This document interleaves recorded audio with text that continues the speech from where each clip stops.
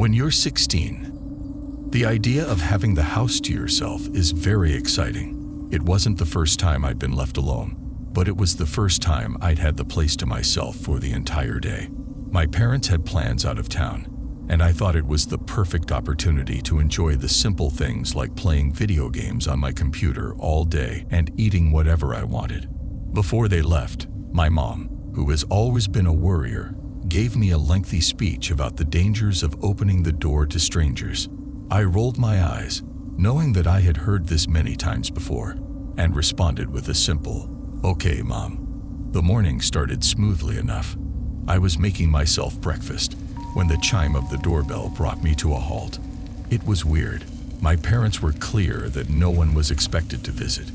With pancake batter dripping off the spatula, I approached the front door that has 2 big windows on each side, giving a clear view of what's outside as well as in. The man standing there was unfamiliar, middle-aged with gray hair, clutching a bundle of wires in his right hand. "Can I help you?" I asked, making sure to keep my voice firm. "Here for the TV cable repairs, kid," he replied. He lifted the bundle of wires up high, showing me the equipment he was carrying.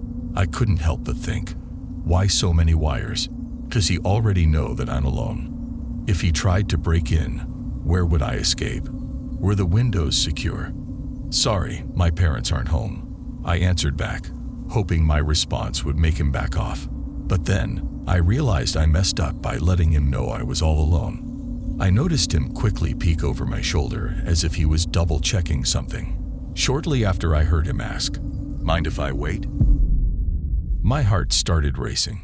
I backed away, reaching for my phone to call my mom. The signal on my phone was weak. I began to panic, thinking I wouldn't be able to get a hold of her. But after a few tries, the call finally went through.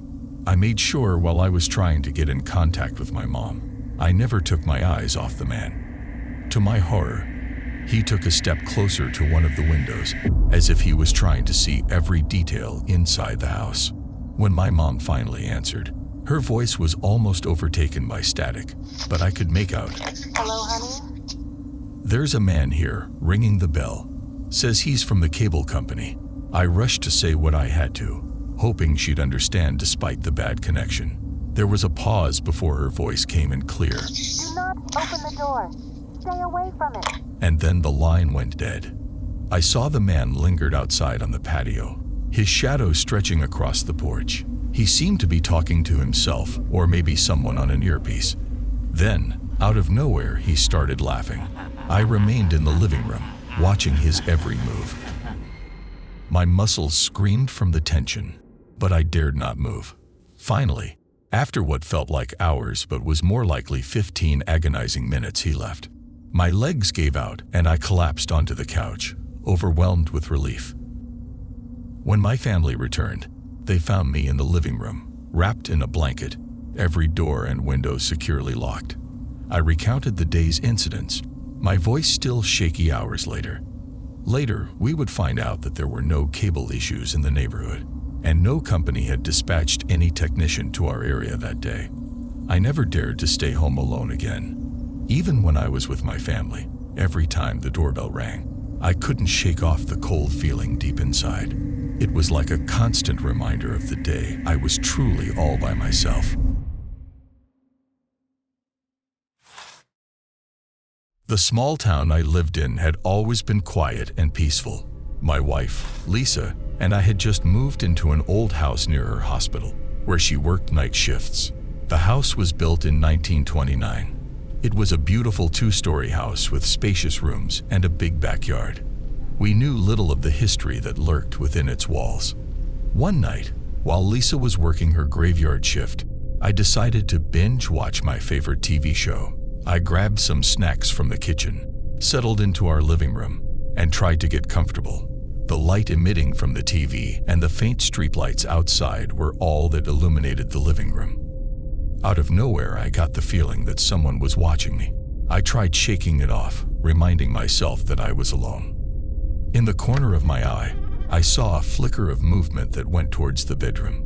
Curious, I went over to check it out, and I noticed that the door was slightly ajar. My curiosity drew me to peek inside. What I saw chilled me to my core. The silhouette of a man emerged from the closet, crossing the room with calculated steps. I caught my breath as my heart thudded loudly in my chest. It was impossible. The first thought that crossed my mind was remembering that I locked all the doors. How is this possible? I thought. As the man came closer, I could see his face in the dim light. It was streaked with blood. His eyes locked on mine. But what was even more horrifying was the sight of the back of his head. Or rather, the lack thereof. It was gone, replaced by a gaping void. My stomach turned as I realized something out of the ordinary was in front of me. For what felt like an eternity, the two of us stared at one another.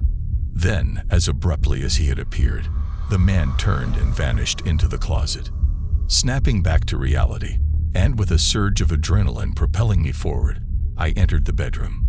Could it have just been my imagination? A trick of the light? Or am I dreaming? I opened the closet. Empty.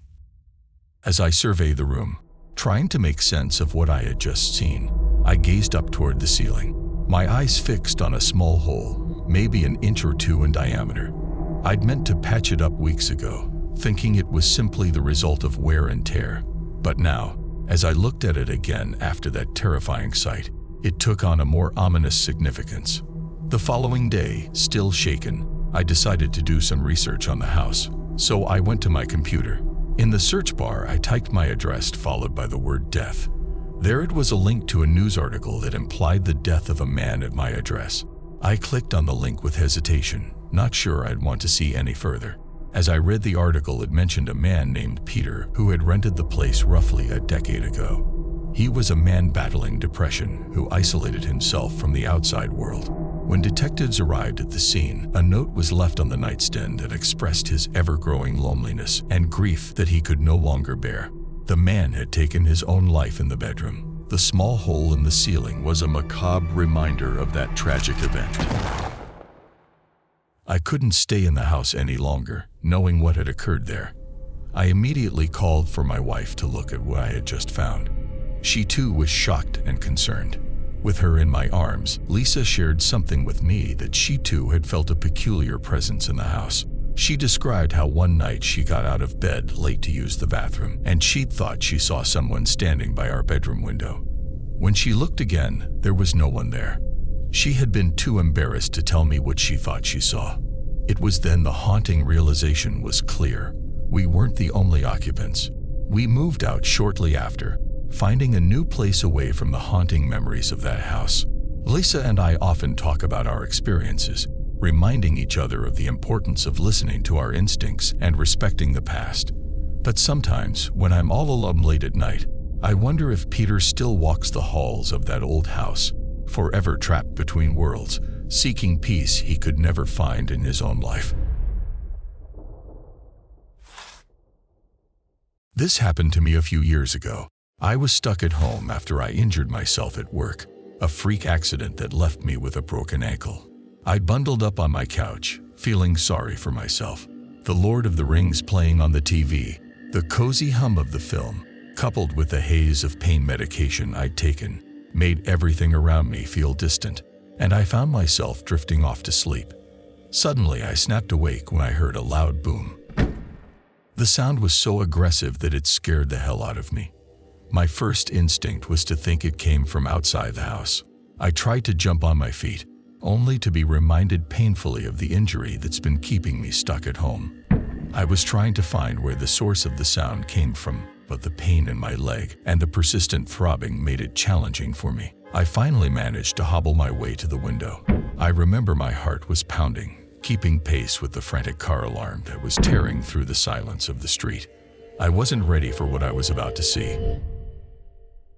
A man in the middle of the road, his eyes wild, shirt torn, and sweat glistening on his forehead, was screaming incoherently at the sky, at the houses, and then at my car.